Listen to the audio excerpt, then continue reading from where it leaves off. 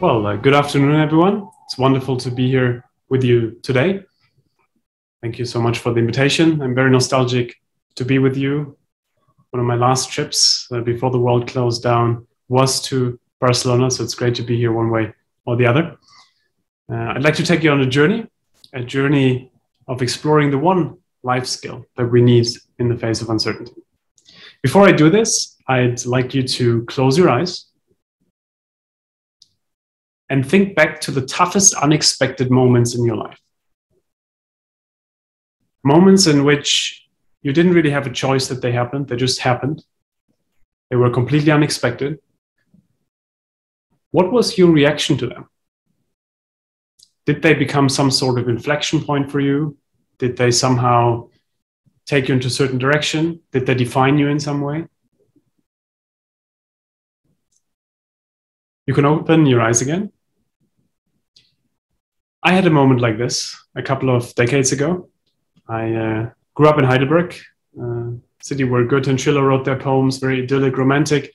But I had a bit of too much energy and I was kicked out of high school, had to repeat a year, probably held the unofficial world record of how many trash cans and dustbins you can knock over on your way to school when you're driving. And then one day I wasn't so lucky anymore. I crashed into 4 parked cars, all cars completely destroyed, including my own. And I won't forget the policeman who came to the scene and who said, "Oh my God, he's still alive."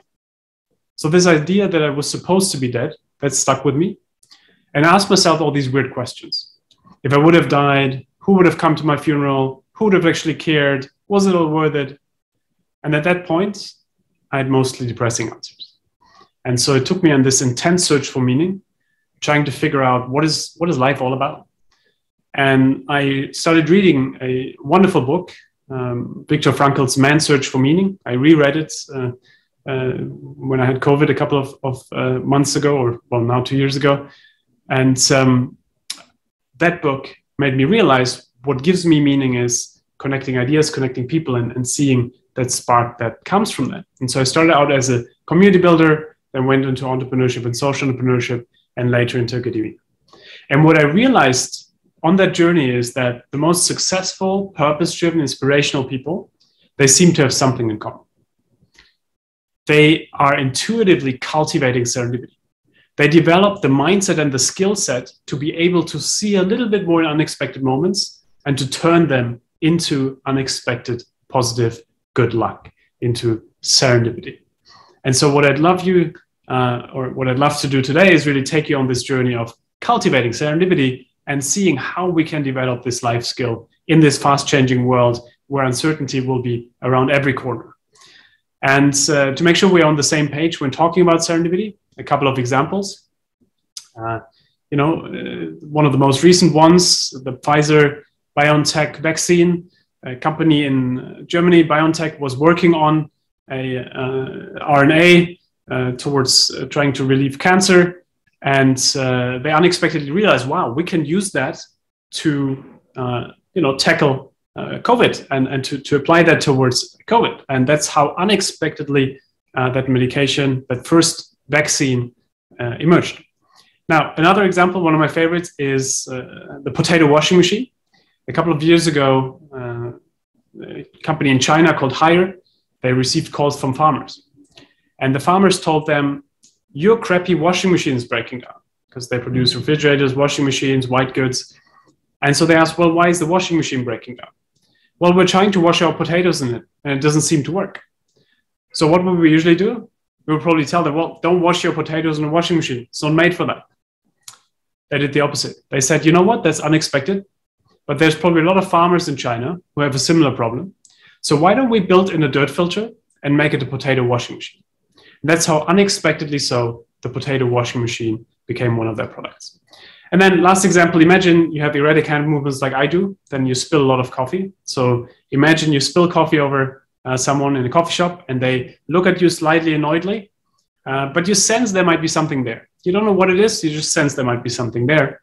And now you have 2 options, right? Option number 1 is you just say, I'm so sorry, here's a napkin.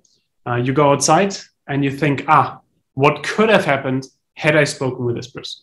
Option number 2, you speak with that person, that person turns out to become the love of your life, your co-founder, you name it. The point is that our reaction to these unexpected moments, in a way, shapes a lot of the outcome that happens afterwards. The problem, of course, is that we tend to airbrush serendipity out of our lives, right? So we probably all have presented our CVs to our employer where we go and say, I wanted to do this, then this, then this, then this. Yeah, or maybe we just bumped into someone and you know, unexpectedly saw something else happen. You know, we describe life quite linear, but actually it's a bit more like a square, right? I work a lot with executive teams. When a CEO goes into a boardroom, they will usually say, I planned this, then I did this, and then exactly this happened, right? Even though everyone in this room knows this is not how it happened. And so the purpose of what we'll talk about today is really to think about how actually, you know, serendipity is not about passively being out of control. It's actually about creating your own smart luck, creating the mindset and the corporate culture for it that allows it to do it. And by doing so, actually taking control over uncertainty rather than just having this illusion of control that nobody buys anyways. Now, all the examples that I mentioned earlier have something in common, and hundreds of examples that we studied around the world, up to 50% of innovations and inventions, a lot of times how we find love and so on. It's always the same process. It's always the same process of some sort of serendipity trigger, right? So spilling the coffee, farmers saying we use your washing machine differently and so on. But then we have to do something with it. We have to connect the dots, and then we also have to have the tenacity to actually go through with it. And so once we look at serendipity, not as the kind of blind luck that's just happening to us, right? Like being born into a nice family, but as the smart luck, that's actually a process of spotting and connecting dots, then we can start to create more of the potential dots, and we can learn how to connect them more and better. And that's really what cultivating serendipity is all about. It's about how can we create more of those potential dots, and how can we connect them more. And so to you know, dive a bit into a couple of practices that could help all of us to do that. Some of my favorites are, first, the hook strategy. And the hook strategy is all about the idea that whenever you have a conversation, instead of just kind of, you know, going on autopilot, cast a couple of hooks, relevant themes you're interested in, relevant, curious, like things you're curious about. I'm a big fan of doing a serendipity journal where you write down, you know, the couple of curiosities. Maybe it's something like, I just graduated from IESE. I want to join a firm that combines money and meaning. And I also really love skiing, whatever it is, and really writing those kind of themes down and then building them into conversations. Someone who does that really good is Ollie Barrett, an entrepreneur in London. And if you would ask Ollie the dreaded question, what do you do? He wouldn't just say, I'm a technology entrepreneur. He would say something like, I'm a technology entrepreneur, recently started reading into the philosophy of science, but what I'm really excited about is playing the piano. And so what he's doing here is he's giving you 3 potential hooks where you could be like, oh my God, such a coincidence. I recently started hosting piano matinees. You should stop by. Oh my God, such a coincidence. My sister is teaching on the philosophy of science. You should give a guest lecture. The point is that we never know what is the hidden social capital, right? Like everyone in this room next to you might have an aunt who might be your next employer, might have a brother who might be the person who gives you the next investment, but they can't necessarily know that if you don't give them that kind of information in different sentences. So we can use every interaction to seed a couple of information points so that other people can connect them for us. Now, the other way around also, we can ask questions differently, right? Instead of asking the dreaded what do you do question, we can ask more open-ended questions. We can ask things such as, what do you enjoy doing? It's a very small modification, but what it does is it dives a bit deeper. It allows the other person to choose a little bit more broadly what they want to talk about, and then potentially brings us to more overlaps that might be there. Now, a second one is around looking at mistakes and crises differently. You know, a lot of times when something goes wrong, when there's some kind of unexpected thing that didn't go our way, we try to hide it, right? We don't want to be the loser who messed something up or who did something wrong.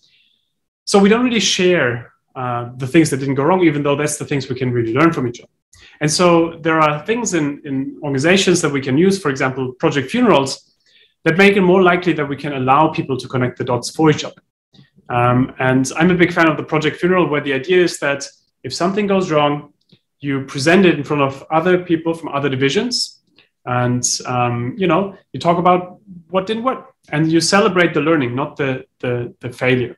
And in one of the example, there was someone who developed a window frame, right? So the idea was that the light wouldn't reflect. So it's a beautiful technology, but they laid it to rest and they said, you know what? We learned that next time we should understand better the market for that. Now, someone in the audience goes like, hey, have you considered what this could mean for solar? Have you considered if you take that into a solar context, how much energy that might absorb? And that is how Serendipity, so part of their solar division, emerged and became one of their key divisions. Now, this is also beautiful, of course, to build trust and so on. It works better in settings where there's not too much competition. Otherwise, we first, of course, have to create a joint purpose and so on to really make it happen. Now, a third practice on how we can cultivate serendipity is to reframe situations. To, instead of in the situations thinking about what do I need, what is the resources I need, thinking about what's already here and how can I make the best out of this. There's an organization in the Cape Flats in Cape Town called Reconstructed Living Labs that does that amazingly well, where they have a low-cost education methodology. And they go into different contexts. And instead of asking people, what do you need? They ask people, what is already here? And how can we make the best of it? So if there's a former drug dealer, fantastic. That person will have a lot of social capital. They will be very resourceful. And if we can turn them into a teacher, then you can turn the whole community around. Or when you look at an old garage, that could be a training center. And so once we look at situations differently, less in terms of resource constraints, more in terms of what's already here, how can we make the best of it, then actually we start to connect the dots differently. A fourth practice is serendipity spotting. This is really about opening our eyes to the unexpected. You can try that yourself. For example, once you start expecting that you might find money in the street, I guarantee you find money in the street. I find a lot of money in the street because I expect it to be there. Unfortunately, mostly pennies, so it doesn't really help my lifestyle. But the point is, a lot of times in life, we might not expect the positively unexpected, so we don't look for it. But once we open our eyes to it, we start to see it everywhere. We can do the same in organizations by, for example, asking people, what surprised you last week? Then someone might say, oh, it surprised me that people washed their potatoes in the washing machine. And so it's those kind of things where we can develop a serendipity spotting mechanism. Now, a fifth practice that we can use is to normalize imperfection, to really kind of, be aware that we're all just winging it. Nobody's perfect. We're all fallible. And when we start to share that with each other, to acknowledge that we all have some kind of anxiety, to acknowledge that, we all just had a collective near-death experience of COVID where we lost people and so on. Once we start diving on these deeper levels of meaningful connection, that's actually where a lot of times the very interesting kind of beautiful connection points emerge. And then last but not least, one of the most important points, which is really, we just finished a study with over 40 CEOs that are, run big companies and that are among the most successful in the world. And we asked them, what is it that makes you really successful?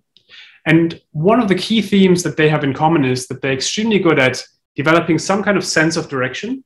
So, say you have a company like MasterCard, it would be something like, we want to bring 500 million people into the financial system who were previously unbanked in, context of poverty.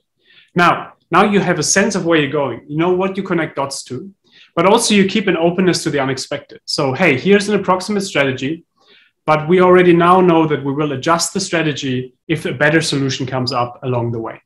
And we can do the same in our own lives. We can have some sort of curiosity or, some sense of where we're going, but then also keep this idea that, hey, actually, the unexpected might not always be a bad thing. A mentor of mine told me beautifully, I grew up in Germany. We love planning. We love, having everything figured out. And he used to tell me, Christian, people like you always think that you have to know exactly how to get to Rome. And then you realize you don't even want to be in Rome. And I think this kind of is really something, right? This openness to the unexpected, that there might be nicer things out there than we can even imagine in our planning, that actually helps us to reframe the unexpected to not only be something that has to be bad. Now, to wrap this up, I want to close on a philosophical note, going back to Goethe in Heidelberg. He actually inspired Viktor Frankl and others, including myself, a lot with one key thought that he had, which was that he said, if you take someone as they are, you make them worse. But if you take them as who they could be, you make them capable of becoming who they can be.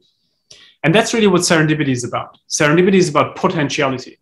It's about what could be. It's about seeing a little bit more in unexpected moments, both in crisis moments or in beautiful moments, and then connecting the dots and turning them into something positive. And I think, the people in this room who are all future leaders, I think it's also our responsibility to create the platforms for others to be able to cultivate that kind of serendipity, because it's not only about innovation and impact, it's about joy, it's about purpose, and it's about living a meaningful life. With this, thank you so very much for having me, and I'm looking forward to continuing the conversation.